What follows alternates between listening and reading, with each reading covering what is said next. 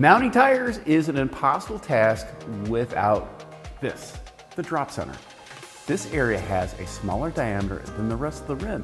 The drop center is in the valley of the barrel of the wheel. This decrease in diameter has been essential for any tubeless tire installation for the past 80 years. Keeping the tires bead in the drop center is a struggle, no matter what type of tire changer you are using. But some changers have add-ons that can make the job easier. However, keeping the tire in the drop center during mounting and dismounting is becoming increasingly challenging these days as rim diameters increase and sidewall sizes decrease. Let me show you on this wheel and tire assembly.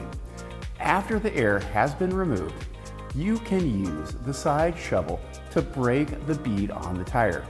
You should never place the shovel near the TPMS sensor. Once the bead has been broken on both sides, you can now put it on the turntable. On this turntable, you can secure with the 4 rim clamps.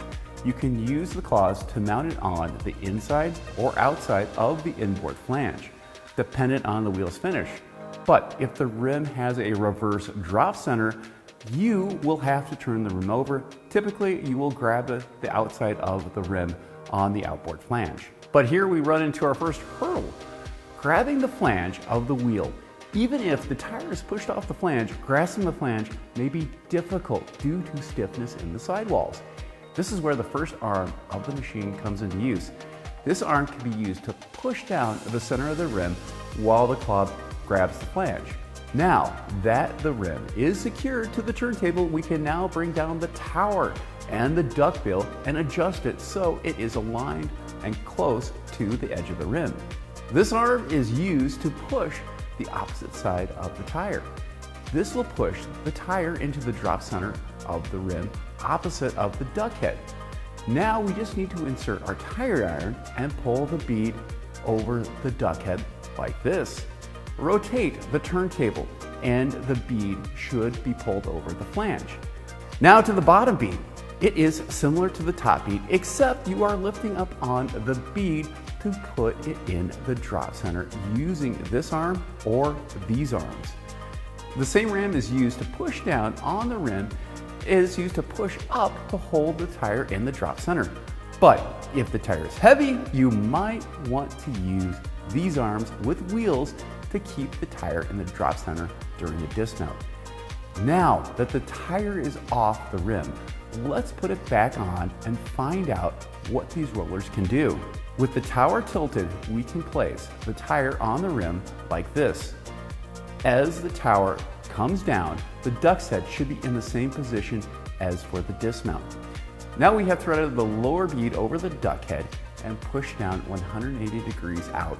So the tire speed is now in the drop center like this. Now rotate the turntable and thread the bottom bead over the top of the flange.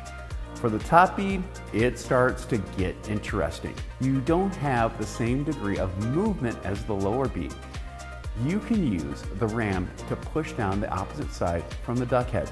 With the tire speed threaded over the duck head, you can rotate the turntable to mount the tire. But with stiff sidewalls, this may prove difficult.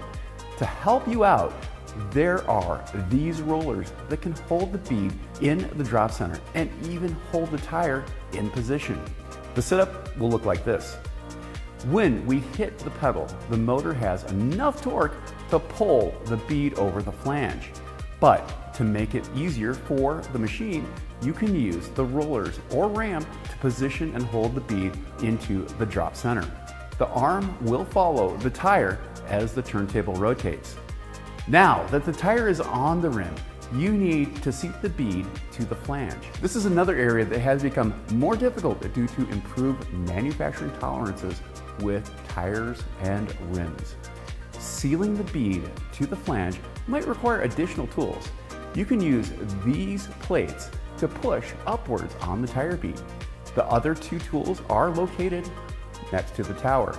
The air chuck and internal air tank are configured to deliver a large volume of air through the valve stem. Also, there is a turbo blast inflation system that shoots a blast of air past the bead and flange to seat them. You really shouldn't call these arms and towers on this machine extras. Sooner or later, you will need them in today's ever-changing landscape of tires and wheels.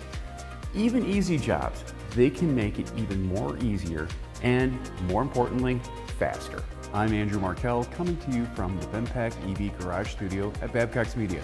Thanks for watching.